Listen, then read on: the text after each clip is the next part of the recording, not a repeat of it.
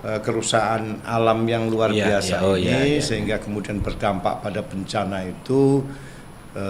Kemudian ketika di hari guru itu beliaunya kemudian mengeluarkan gagasan bagaimana kemudian ada semacam kurikulum lebih stressingnya akan lebih kuat ini kan, kurikulum yang kemudian berfokus pada lingkungan hidup Mendikdasmen ini dasar menengah ini kan mengatakan bahwa kami tidak melahirkan produk kurikulum baru. Tetapi kita ini tetap ada yang menggunakan kurikulum 13, ada yang menggunakan kurikulum Merdeka Belajar. Muncul beberapa nama kreatif SD Alam yang muncul itu. Apakah kemudian mereka tetap bersikuku dengan kurikulumnya dia sendiri? Ataukah memang dia tetap mengadopsi kurikulum Merdeka? Nah, tinggal sekarang ini kan kalau menurut saya, apakah memang ruang-ruang itu juga di kementerian kita itu memberikan?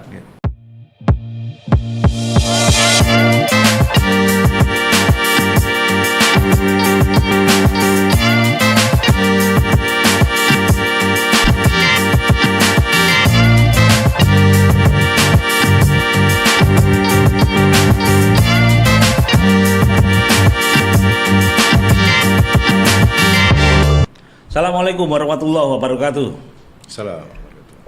Tamu yang sangat spesial dan tokoh penting di Jawa Timur, Bapak Dr. Suli Daim. Alhamdulillah sehat. Alhamdulillah sehat. Meskipun agak sedikit suaranya. Ini suaranya agak agak suaranya. Apa berapa terus? Oh ini akhir ya? Akhir. Ya, harus menyelesaikan APBD 2026. Oh. APBD itu enggak September? Udah ditetapkan semestinya 10 November, tapi kemarin ada kemunduran waktu karena ada beberapa yang harus belum connect antara eksekutif dan legislatif. Makanya rapatnya malam berarti. Iya sampai malam-malam. Wah, ya alhamdulillah kita bisa masih. Ya energi memang di akhir tahun untuk APBD itu memang ya harus energi ekstra. Iya betul. Itu setiap periodik di Desember itu mesti gitu ya. Itu keluar kota nih. Luar kota masih jalan. Ya keluar kota ya. Itu kan banyak tempat yang kita harus melakukan pembahasan dengan OPD ya. Kadang ya juga cari suasana yang lebih nyaman di luar gedung. Jadi tempat-tempat OPD yang kita punyai. Loh, kapan hari saya baca wayangan di Ngerayun atau mana itu Pak Zul? Oh ya, budaya, pentas budaya. Yang naik bukit itu? Ya di Ngerayun, Campur Sari. Oh itu campur sari, wayangannya di Bungkal, di Ponorogo saya kebagian 2 tempat. Saya pernah ke situ. Itu kalau salah jalannya lumayan nih, Pak. Kalau hujan begini kan. Ya ekstrim ya. Wah, wayangan di Ngerayun luar biasa. Campur sari. Oh itu campur sari ya? Ya sama campur. Oh kalau wayangan di Bungkal. Oh di Bungkal itu. Ya. Baik Pak Suli, kita bicara satu topik penting dan aktual yang kemarin menjadi concern dari Presiden Prabowo yaitu tentang perlunya sekolah lingkungan, kurikulum lingkungan hidup. Nah, kurikulum lingkungan hidup. Jadi Presiden menganggap bahwa perlu penguatan untuk supaya anak-anak kita yang menempuh pendidikan itu punya wawasan, punya keterampilan, punya pengetahuan lah gitulah untuk wawasan lingkungan hidup. Walaupun ini belum ada satu perbaruan atau gimana. Emang pelajaran lingkungan hidup itu di mana Pak Suli? Sesungguhnya kan dulu itu sudah ada namanya program sekolah adiwiyata. Oke, saya ingat itu. Ada penghargaannya juga itu ya? Iya, itu pasti ada penghargaan ketika sekolah itu bisa menerapkan sekolah adiwiyata itu.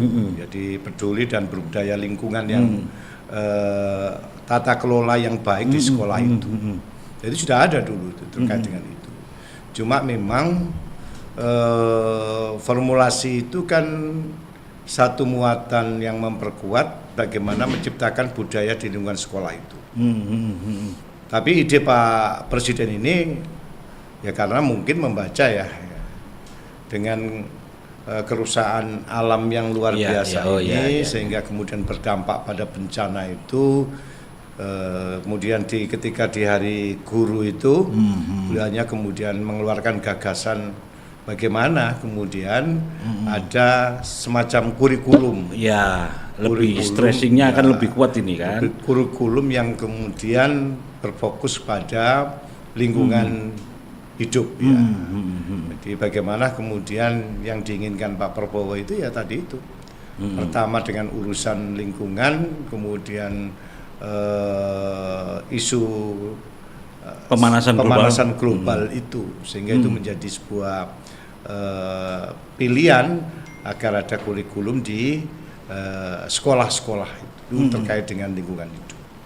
Tapi sebelum jauh ke sana Mas Suli, sebenarnya apa yang terjadi dengan lingkungan hidup kita?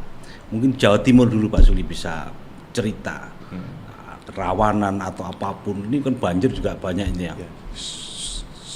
Jawa Timur itu justru ya hampir sebagian besar kabupaten kotanya itu rentan bencana. Rentan bencana? Jadi, kenapa Pak? Ya karena alamnya, kondisi alamnya ya. Kita itu kan relatif ya, Jawa Timur itu banyak jumlah pegunungannya yang tumbuh. Itu pasti berisiko dengan longsor ya. Kemudian kalau kawasan-kawasan utara umpamanya ya rata-rata itu kan memang rendah. Itu berarti rentan berarti terjadi banjir. Jadi hampir kabupaten kota di Jawa Timur itu memang rentan bencana. Jadi ketika kemudian ini muncul rumusan ada kurikulum yang dimasukkan lingkungan hidup ini, lingkungan hidup ini, justru itu bagi Jawa Timur dengan kondisi wilayah yang rentan bencana itu ya pas sekali kalau kemudian memang apa yang disampaikan Pak Prabowo ini menjadi kurikulum yang harus segera ditindaklanjuti. Ya. Karena ini kan lontaran beliaunya ya. Bagaimana kemudian ini menjadi bagian yang tidak terpisahkan di dalam menanam karakter pada diri anak kita. Apalagi sesungguhnya dulu sudah adiwisata itu kan sebagai bentuk yang di lingkungan sekolah. Tapi bagaimana kemudian ini kurikulum ini menjadi bagian untuk menanamkan pada diri anak kita ini karakter dan mental yang peduli akan lingkungan. Mereka akan hadir, mereka akan tahu proses ya, kemudian efek dampak yang ditimbulkan secara utuh ketika itu masuk pada dalam tataran kurikulum. Tapi semua kembali kepada nanti Kementerian Pendidikan Dasar dan Menengah ya, untuk kemudian menciptakan kurikulum itu untuk memperkuat sekarang yang deep learning itu. Tidak tahu nanti dimasukkan pada format mana kurikulum itu kemudian menjadi bagian dalam penguatan materi pelajaran yang ada di sekolah.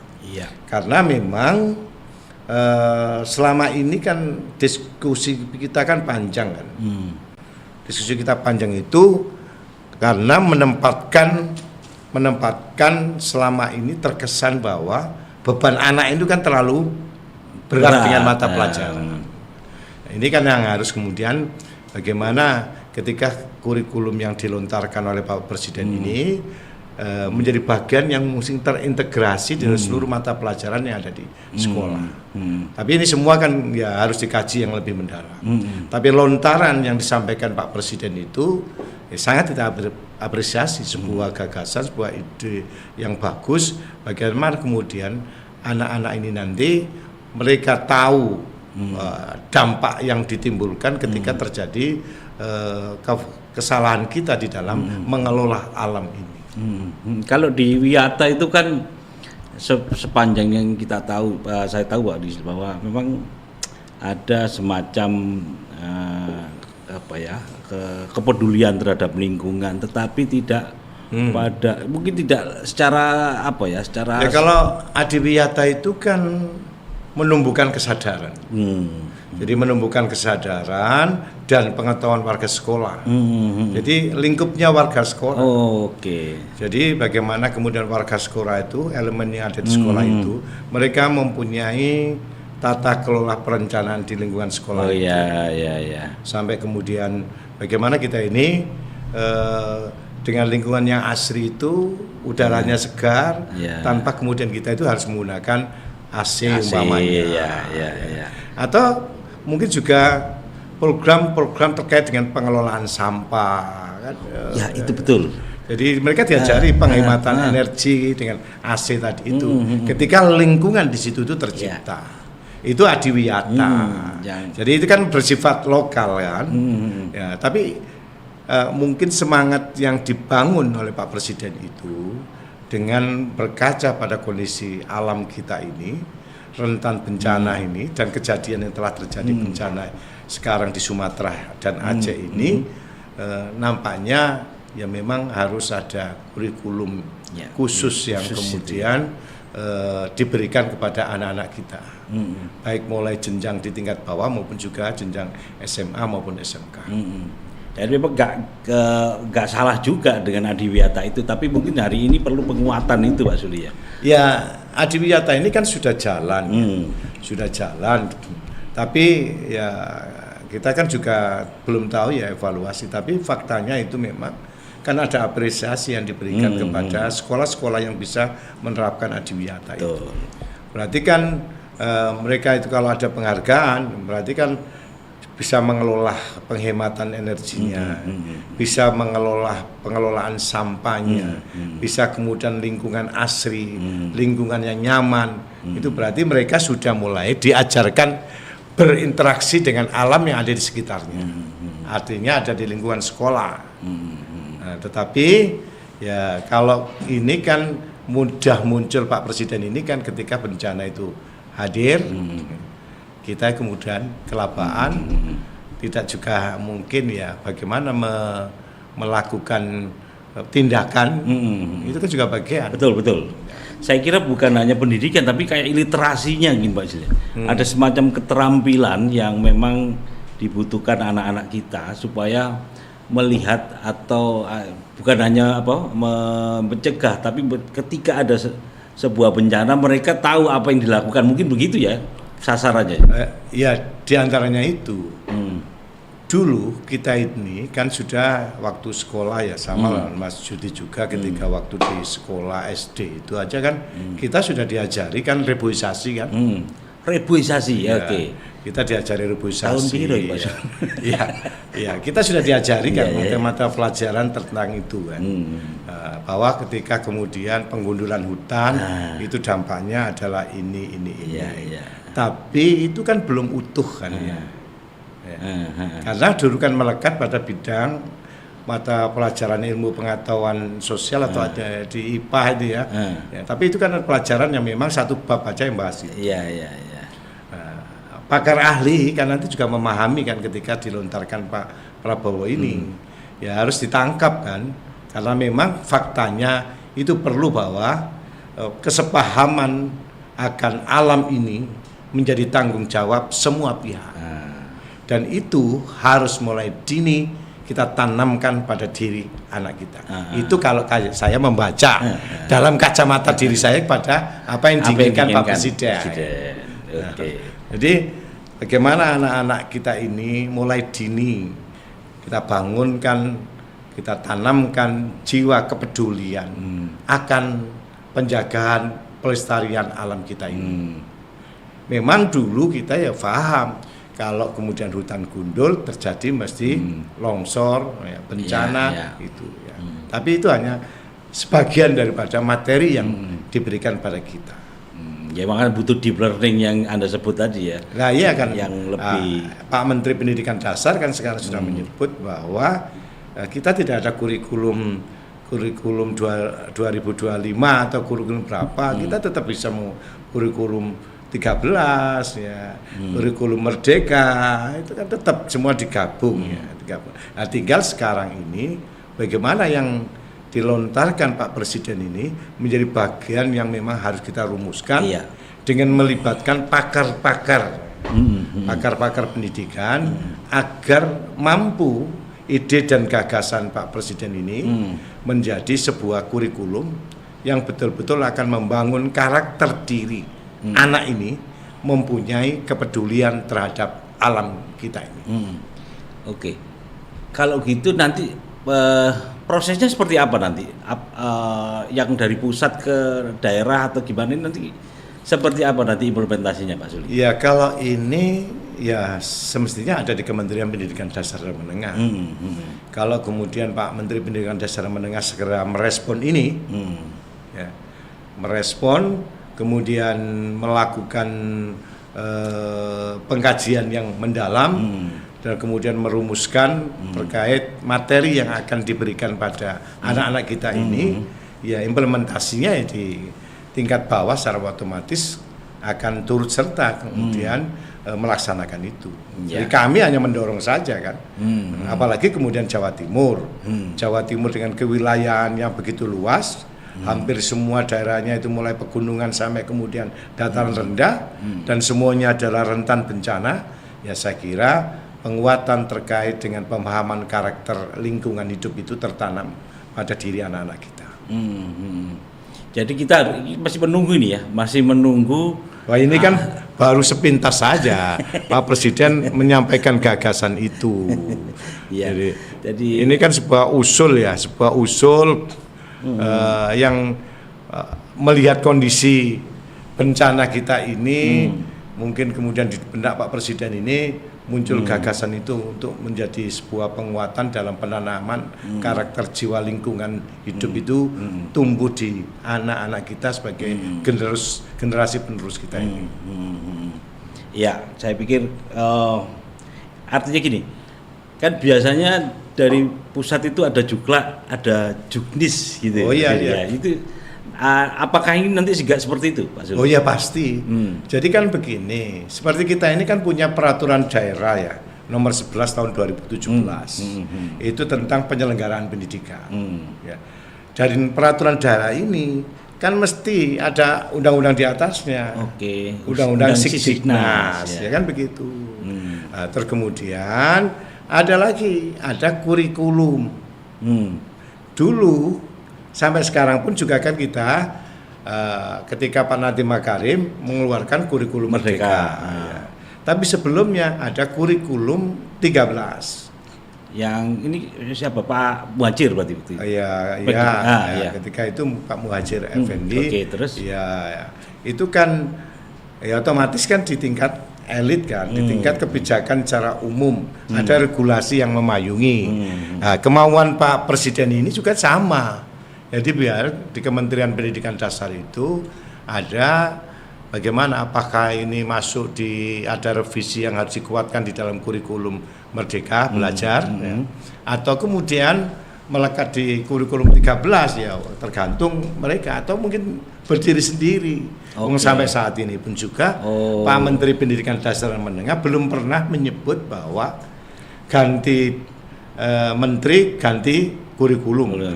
Tapi kan selalu yang dijawab Pak Mendik Dasmen ini, Dasar dan Menengah ini kan mengatakan bahwa kami tidak melahirkan produk kurikulum baru. Ya. Tetapi kita ini tetap ada yang menggunakan kurikulum 13, ada yang menggunakan kurikulum Merdeka Belajar. Nah kalau deep learning itu bagian daripada proses penyelenggaraan pendidikan, bagaimana anak-anak kita ini menyelami. Ya, mendalami ya terkait dengan materi pembelajarannya itu dalam kegiatan kesehariannya. Kan begitu sehingga ada tujuh sikap anak. Itu kan. Berarti kita ini masih pakai 13 itu Pak Suli ya? Oh iya. Boleh. Ya. Faktanya sekarang itu kan masih campur, tidak. Apa kan nanti tumpang tindih di prosesnya Pak Suli? Karena penyelenggaraan ini pun juga belum tuntas ketika beralih dari kurikulum. Ya. Jadi sekarang ini memang sebagian besar sudah ada kurikulum Merdeka Belajar. Ya, tapi faktanya bahwa apakah kemudian sekarang berganti pada kurikulum dengan Pak Menteri yang baru, tidak. Kalau kemudian yang disampaikan seperti tadi sampaikan deep learning itu adalah bagian daripada penguatan kurikulum yang memang bersifat aplikatif dalam melekat pada diri anak. Ya. Saya tadi itu lihat ya Pak ya, 7 kebiasaan. Ya, itu 7 kebiasaan anak mulai bangun pagi, pagi sampai ya, kemudian tidur lagi itu. Salah satu contoh kan. Ya. Dan itu kan ya real ya, aktivitas yang memang bagaimana anak-anak kita juga terlatih dalam kehidupan sederhana itu. Itu kalau berjalan dengan baik kan juga luar biasa kan. Berarti nanti kita tunggu yang di Juknak Junior di pusat. Lalu kesiapan Jawa Timur seperti apa Pak Suli? Wah, saya kalau kesiapan ini kan ini cuma 2-3 hari yang lalu Pak Presiden menyampaikan itu. Enggak, artinya kalau melihat infrastrukturnya. Kita selalu mendorong kan. Jadi apapun ya terkait dengan anak ya, terkait dengan pembelajaran, kami tidak pernah di DPR ini kemudian tidak mendukung kebijakan dilakukan oleh pemerintah. Apalagi kami ini kan bagian dari pemerintah. Jadi kami partai yang ada di kekuasaan. Jadi, tapi bagaimana kemudian rakyat itu memahami ketika arah yang disampaikan Pak Presiden itu adalah upaya cari jalan yang terbaik bagaimana karakter anak-anak kita ini mendapatkan bentukan agar mereka ini memahami konteks alam, dampaknya alam, kemanfaatan alam bagi kehidupan kita. Sehingga tidak hanya sekedar kemudian datang ke gunung, menikmati indahnya gunung ini, tetapi juga anak ini bagaimana memahami bahwa di gunung ini juga perlu untuk kita jaga, kita amankan. Apa yang harus kita amankan? Banyak hal, ya. Baik alamnya, kemudian hewan dan tumbuhan yang hidup di situ. Kalau otomatis hutannya gundul, pasti satwa yang ada di sana pasti akan hilang. Bagaimana kita memberikan suaka pada binatang-binatang yang ada di situ? Kalau kemudian alamnya aja sudah rusak. Dan ini kan harus melekat pada diri kita, anak. Sehingga kepedulian itu terbangun. Saya kan hanya mendapat cerita ya di luar negeri ya. Kenapa ya. Kalau cerita dari luar negeri itu kan anak itu memang sekarang belajar langsung kan. Jadi banyak tidak hanya sekedar narasi yang kita bangunkan pada anak itu. Atau bersentuhan dengan apa gitu? Iya, saya pernah ke Finlandia ya. Oke. Ya, itu kan terkenal dengan pendidikan kan. Ya. Sana itu proses belajar mengajar itu langsung the real ya. Kondisi yang memang anak-anak itu harus di objeknya gitu. Objek itu pasti bukan hanya teks ya. Jadi membaca. Sebagian penjelasan dari kementerian di sana itu, perwakilan Kementerian Pendidikan itu, mereka menyebutkan bahwa kurikulum yang dibangun itu sesungguhnya kurikulum yang memang fakta di lapangan terkait dengan aktivitas yang dilakukan oleh anak-anak. Jadi sederhana saja, ada jam kelas, ada, tapi persentase jam kelas itu 40%, 60%. Ya, 40%. Ketika dia diberadakan pada materi dasar yang dia dapatkan di bangku kelas itu, dia mengaplikasikan itu. Apalagi SMK. Ya, kalau gini kayak kita kan menyebutkan SMK kan ya. Sana ada istilah lain kan ya. Mereka itu sama, mendapatkan jam di dalam kelas itu 30%, 70% sudah dapatkan gimana dia langsung memegang alatnya, menggunakan praktek alat. Berarti? Praktek langsung dia dapatkan. Nah, jadi ketika kemudian keluar ya pasti dia mendapatkan. Nah, itulah hal-hal yang memang untuk bagi bahan kajian kita kan. Sekarang kan kita sudah mulai dengan kurikulum Merdeka. Nah, itu sudah mulai mengadopsi.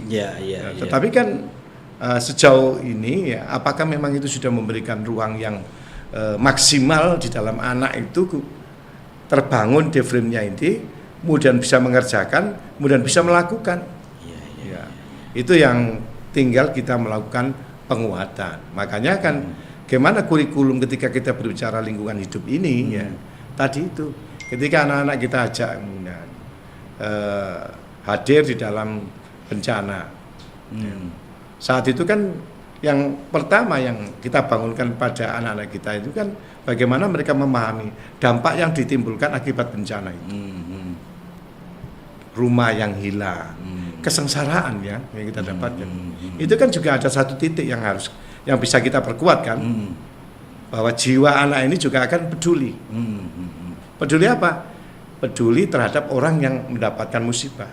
Yang musibah ini juga diakibatkan oleh perilaku orang yang tidak baik. Perilaku orang yang mencemari lingkungan, perilaku orang yang merusak lingkungan. Tidak peduli akan kemudian kekayaan alam kita ini kalau kita jaga.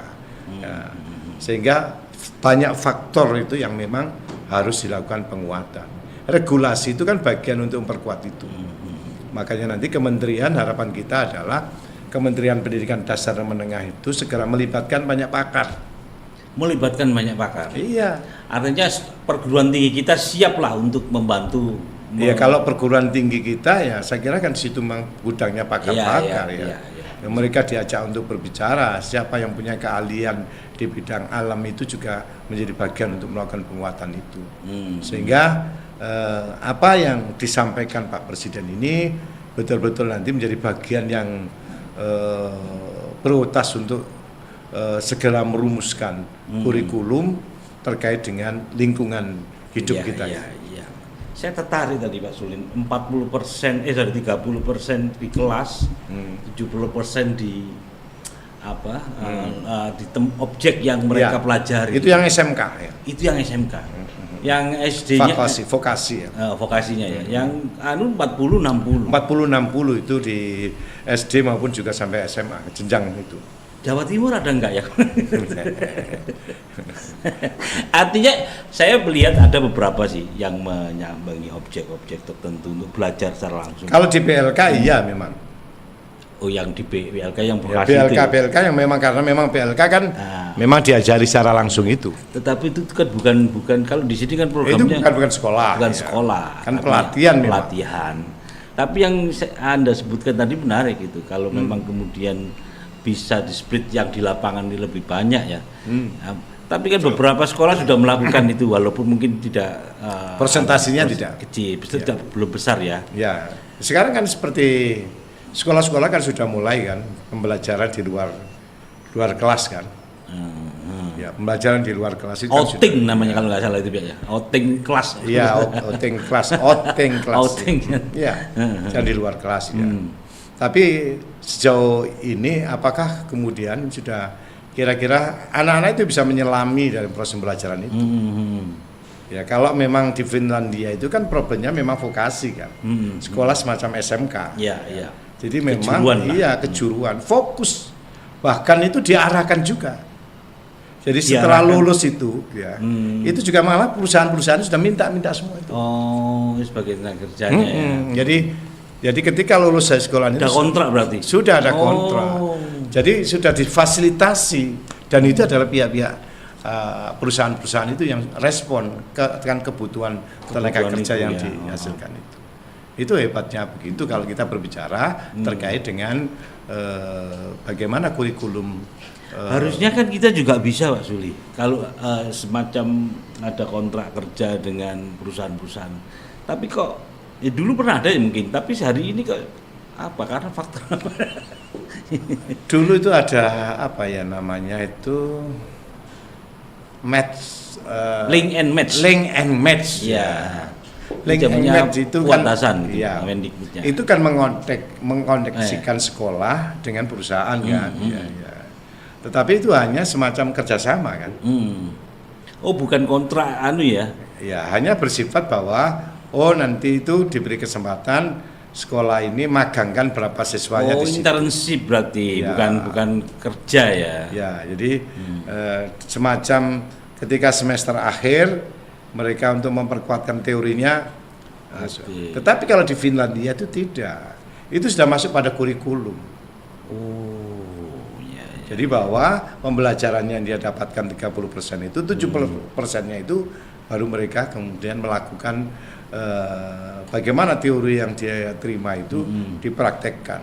Itu sudah mulai. Jadi, ketika urusan buat roti begitu ya. Iya, iya. Kalau buat roti itu ketika kemudian masuk di situ itu sudah diajari bagaimana memproduksi roti itu. Kemudian setelah produksi roti itu bagaimana kemudian mengemas itu. Kemudian bagaimana diajari dia itu memasarkan itu. Sampai kemudian pada tataran akhiran manajemen kemudian pengelolaan keuangan dari usaha itu. Jadi sampai detail Jadi mulai produksinya itu berapa ya. Sampai kemudian packaging ya. Sampai kemudian marketingnya ya. Kemudian sampai kemudian bagaimana kira-kira ini keuntungan yang kita dapat.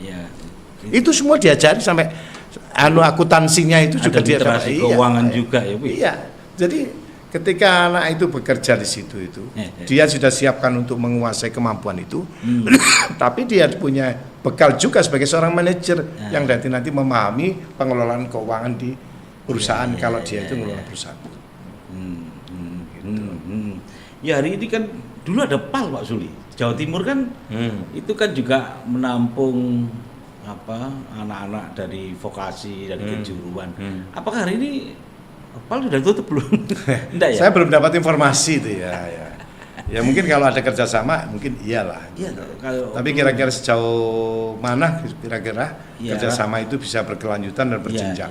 Itu yang rasanya ada hal yang mungkin sama. Orang berwawasan tentang lingkungan dengan mengetahui objek dan apa kondisi di lapangan dan seterusnya. Tapi di sisi lain kan juga kalau yang Anda sebutkan tadi sangat menarik bahwa 40% di kelas, 60% itu mereka kan lebih peka, lebih punya kayak dia misalkan sekolah alam gitu Pak Suli. Itu kan berarti kan dia harus tahu di mana gitu kan. Kan dulu ada itu Pak Suli ya? Yo, banyak namanya sekolah-sekolah alam itu, tapi kan kurikulum secara detailnya mereka juga masih menganut bahwa jadi kurikulum Merdeka Belajar kan. Sama kan, tidak akan mungkin kita ini ya.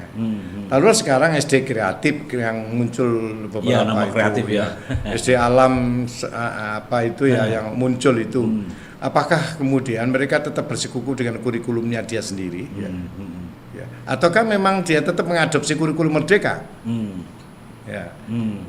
Nah, kira-kira ketika kemudian dia itu sekolah alam itu betul-betul kurikulumnya ya kurikulum mandiri, ya beda ceritanya. Oh gitu ya. Ya tinggal sekarang ini kan kalau menurut saya, apakah memang ruang-ruang itu juga di kementerian kita itu memberikan? Memberikan itu artinya sekolah-sekolah itu untuk berekspresi berdasarkan kebutuhan itu ya. Itu yang penting. Tapi karena standar kelulusan dan standar masuk jenjang sekolah berikutnya ini yang kadang-kadang itu juga merepotkan kan. Akhirnya kan semua menurut saya adalah kelembagaan itu adalah kelembagaan yang memang sentralistik, aturannya ini, programnya ini, karena itu adalah regulasi yang mengatur kelanjutan dari proses pembelajaran di sekolah itu. Nah, taruhlah kalau kemudian SD alam ya, berarti kan dia nanti punya SMP alam. Ada Pak. Punya SMA alam kan begitu. Iya kan kelanjutan. Iya. Nah itu karena apa? Kalau tidak begitu, kalau tidak begitu nanti kan juga menjadi problem. Karena apa? Dia kalau mau pilih sekolah lain, dia akan mungkin punya standar karena ada standar yang sama. Oke. Itu menurut kacamata saya kan begitu. Bapak Suli ini topoy. Ya makanya itu ketika Pak Presiden ya melontarkan ide dan gagasan itu diskusi kita ini. Iya. Allah. Kalau Prabowo sekarang bukan sekolah lingkungan itu ya harus mungkin dan segera ditangkap untuk melakukan kajian bagaimana sih format kurikulum lingkungan itu di sekolah. Kayaknya gini, oke nanti juklaknya jadi. Terus apa yang akan dilakukan di Jawa Timur? Ya otomatis nanti kita kan akan melakukan pembuatan peraturan daerah ini memperkuat itu. Perdanya berarti ya. Tapi kita kan sesungguhnya kalau kurikulum. Kalau gini ini kan nggak inisiatif dewan kan, langsung dibuat. Perda itu kan hanya kita mengadopsi pada undang-undang yang berlaku. Tapi kurikulum itu kan produk yang dihasilkan oleh kementerian. Oke. Jadi otomatis nanti kementerian itu ya langsung ke organisasi vertikal di bawahnya.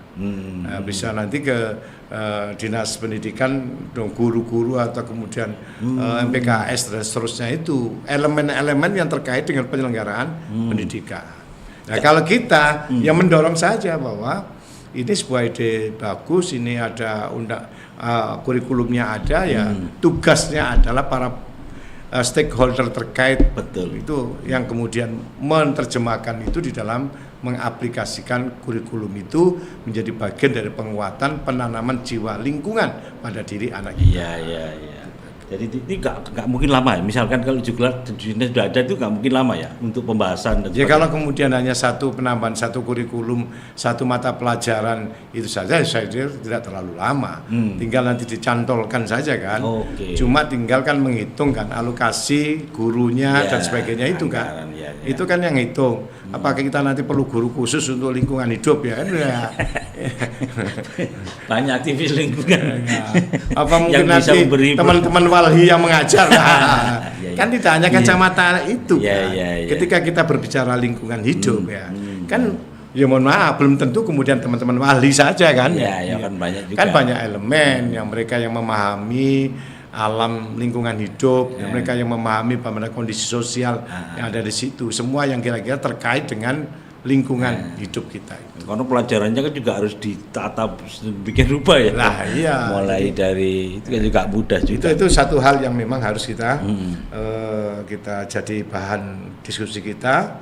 Bagaimana nanti tim-tim yang orang yang punya kompetensi di bidang penyelenggaraan pendidikan itu, baik orang yang menguasai dalam tata kelola alam, baik orang yang punya kesepahaman mereka bahwa alam itu menjadi tanggung jawab kita. Ya, itu kata kunci yang paling pas sebagai penutup. Pak Suli, ini kita dibatasi waktu.